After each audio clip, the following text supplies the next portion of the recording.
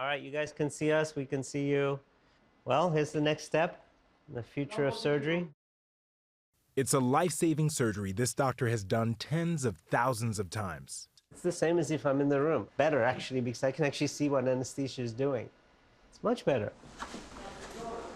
Dr. Vipul Patel is the medical director of the Global Robotic Institute at Advent Health in Orlando, Florida.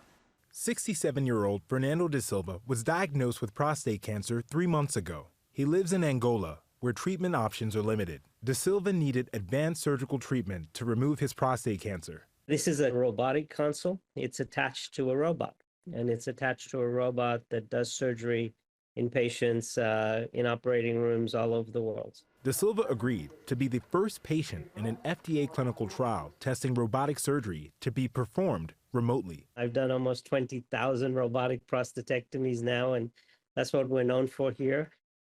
Usually, these procedures are done with the surgeon in the room, but this time, Patel and his team were working to test whether it could be done remotely across the Atlantic Ocean in what would normally be a 14-hour flight. Unlike a typical surgery, Dr. Patel doesn't need to scrub in. Instead, he sits at a multi-million-dollar machine with a three-dimensional screen and nimble controls with haptic feedback. I always have my team where the patient is. So in case something happened with telecom, which can, I'm sure, the team would just take over and finish the case and do it safely. The first FDA-approved remote surgery was a success.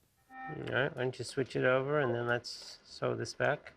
First ever prostate removed from the United States to Africa. So at least we've done that part. Now we have to put it all back together. And now Dr. Patel plans to do more. I think the most needs-based case would be telestroke and cardiac. Those are the two where people die quickly in a short period of time.